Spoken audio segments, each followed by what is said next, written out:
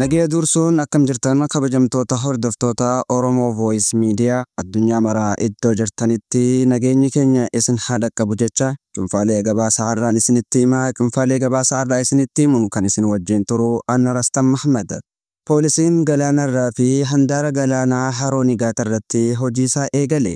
Yaaddoowwan nageenya qaamolee bishaanii irratti mudachuu malan gahumsaan eeguuf kan hundeeffame poolisiin eegumsa galaanarraa fi handaara galaanaa hidha haaromsa guddicha Itoophiyaa Haroo Nigaat irratti hojii isaa eegalu Komishinar Jeneraaliin Poolisii Federaalaa Itoophiyaa Dammallaash Gabra Mikaa'el hime. Yakka dursanii ittisuu fi yoo raawwates gahumsaan qorachuuf kan dandeessisu dhaabbanni poolisii ammayyaa cimaan hundeeffamaa jiraachuus dubbate. Poolisiin nagaa fi nageenya lammiilee mirkaneessuuf caasaa adda addaa uumuudhaan hojii isaa sirnaan raawwachaa akka jirus Komishinar Jeneraal Dammallaash Gabra Mikaa'el ifa godhe. Itti fufuunis nageenya qaamolee bishaanii mirkaneessuuf kutaan poolisii eegdota galaanaa jahamuun gurmaa'uu ragaa bahe. Nageenya qaamolee bishaanii mirkaneessuuf kan dandeessisu poolisiin eegumsa galaanarraa fi daangaawwan isaa yookaan Coastal Guardiin gurmaa'uu kan dubbatu Komishinar Jeneraal Dammallaash Gabra Mikaa'el hidha haaromsaa Haroo Nigaat irratti hojii isaa eegalus dubbatee jira.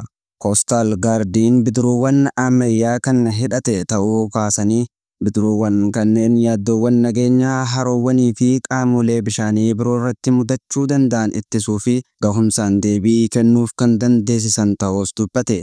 Kana malees miseensonni poolisii federaalaa Coastal Guardii damichaan leenjii gahaa kan argatanii fi beekamtii idila addunyaa kan qaban ta'us ragaa bahee jira. Eertiratti ministeera odeeffannoo kan tahe Yaamaanee Gamra Masqal aanga'oonni siyaasaa fi waraanni paartii badhaadhinaa maqaa handaara galaanaatti ba'uu jedhuun gara hin taanetti deemaa jiru jechuun himatan.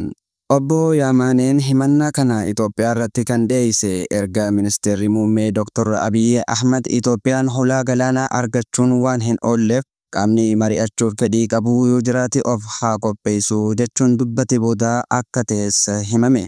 Muummichi ministeeraa Dr. Abiy Ahmad Itoophiyaan waggoottan 5 dabran hulaa galaanaatti sii baasu argachuuf kadhachaa turuu fi ammallee karaa nagaan gaafachuu akka itti fuftu dubbatan. Itti fufuunis Dr. Abiy Ahmad biyyi hanga kana geessu Itoophiyaan daangeffamtee ijoollee keenyaaf dabarfamuu qabdi jahanii yaaduun ilaalcha sirrii miti. Kana milkeessuuf waraanni walitti bu'iinsanii barbaachisa jennee hin amannu kanumaa fi waggoota 5f kan kadhachaa turre jechuun dubbate. Qondaalli Eertiraa Yaamaanee Gabra Masqal ammoo karaa hin taanetti saffisaan deemaa jiru paartiin badhaadhinaa ilaalcha isaanii itti gaafatamummaa hin qabneen buufata galaanaa argachuuf jecha xiyyeeffannaa argachuuf hojjechaa jiru jechuun qeeqan.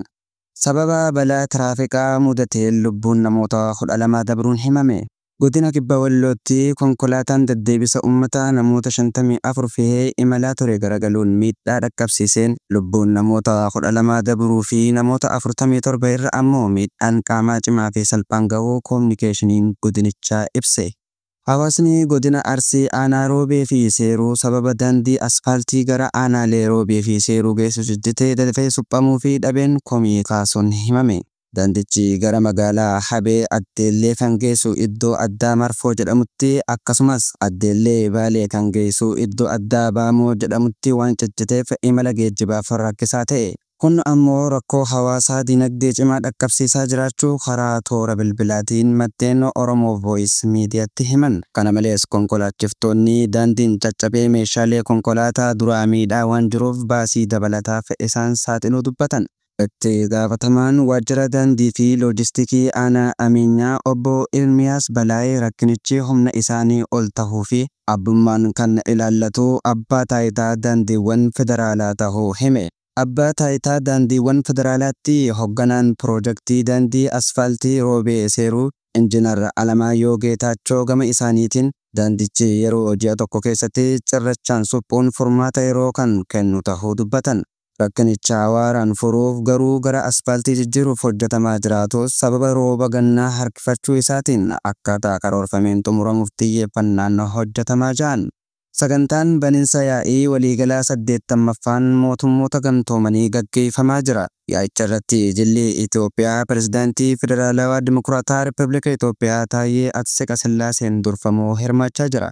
Barreessaan olaanaan mootummoota gamtoomanii Antooniyoo Guuteres haasawa sagantaa kanarratti taasiseen yaa'ichi wayita addunyaan jijjiirama qabeenya qilleensaa fi diinagdeen akkasumas hiyyummaa beelaa fi waraanaan qoramaa jirutti gaggeeffamaa jiraachuu ibsan. Biyyoonni miseensa yeroo kamiyyuu caalaa waloon isaanii cimsuun addunyaa fooyyooyitee uumuuf waloon hojjechuu akka qabanis dabalataan hime. Hawaasni idila addunyaa nageenya haqummaa misooma waaraa fi kabajaa namootaa filannoo isaa taasisuu akka qabuu fi hojiirra oolmaa isaa fi murannoo qabu akka agarsiisus gaafatee jira. Egaan kabajamtoota hordoftoota keenyaa cuunfaaleen gabaasaa arraaf jennee walitti qabanne kana hanga ammaa ture sagantaa birootiin hanga walitti deebinutti nagayaan nuuf tura.